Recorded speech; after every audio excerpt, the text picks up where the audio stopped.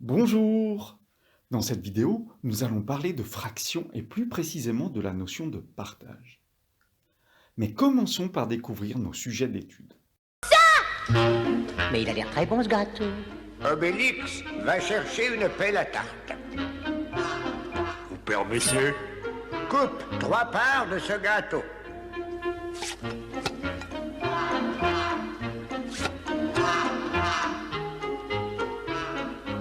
Trois parts, j'ai dit. Ah oui, 3 parts. Gourmand, va. Nous reviendrons à la notion de partage façon Obélix, mais un tout petit peu plus tard. Pour l'instant, définissons une fraction. Une fraction est un nombre noté avec une barre. La partie du dessus, ici représentée par un triangle, est un nombre entier. Et la partie du dessous, le rectangle, est également un nombre entier, mais cette fois-ci, il doit être différent de 0. La partie du dessus s'appelle le numérateur et la partie du dessous, le dénominateur. Pour mémoriser ce vocabulaire, utilisons nos deux amis. Astérix, qui est au-dessus du bouclier, représente le numérateur. Obélix, qui est en dessous du bouclier, représente le dénominateur de notre fraction.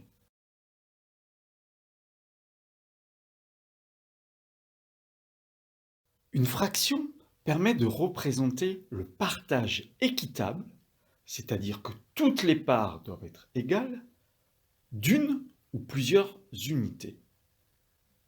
Le dénominateur nous indiquera justement le nombre de parts égales dans une seule unité. Le numérateur nous indiquera le nombre de parts que l'on prendra. Mais regardons un exemple. Nous avons découpé en parts égales un disque et nous désirons savoir quelle est la fraction coloriée en bleu. Comptons déjà le nombre de parts dans l'unité, c'est-à-dire notre disque. Nous en trouvons 8. Puis, le nombre de parts coloriées en bleu. Il y en a 5. La fraction est donc de 5 huitièmes. Le dénominateur 8 correspond au nombre de parts totales et le numérateur 5 correspond au nombre de parts coloriées. Mais revenons un petit instant à Obélix. Il avait bien découpé 3 parts. Mais avait-il pris un tiers du gâteau? La réponse est non. Les parts n'étaient mais vraiment pas du tout égales. Oui, c'est vraiment un gourmand.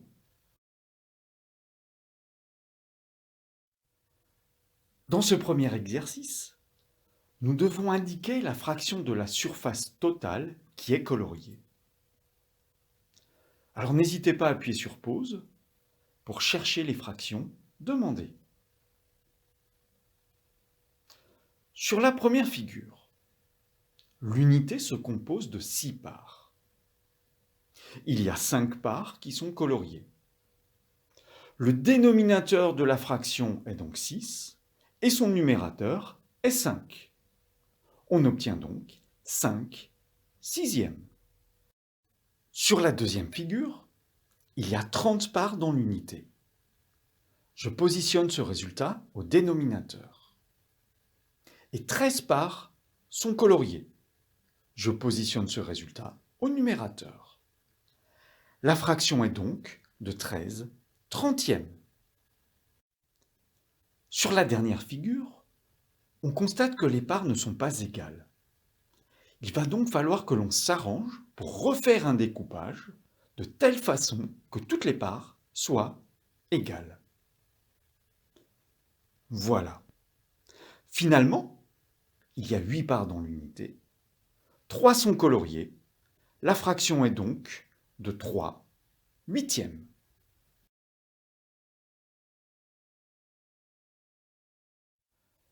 Le deuxième exercice est l'exercice inverse du précédent. Nous avons les fractions, à nous d'indiquer sur les carrés la fraction de la surface demandée. Sur le premier carré, on constate qu'il y a bien 8 parts égales, le dénominateur de notre fraction. Nous devons en choisir 5, ce qui est indiqué par le numérateur. Je vais choisir 5 parts sur mon carré. Voici 2 exemples possibles. Sur le deuxième carré, le dénominateur est de 4. Notre carré doit donc être découpé en 4 parts égales. Pour le moment, ça n'est pas le cas. Regardons comment obtenir les 4 parts égales que nous recherchons. Tout simplement en effaçant les diagonales de notre carré. Voilà. Maintenant, il s'agit de prendre une des 4 parts que nous avons créées dans notre carré. Par exemple, celle-ci. Il ne vous restera plus qu'à appliquer ce que nous venons de voir dans vos classes. Bon courage!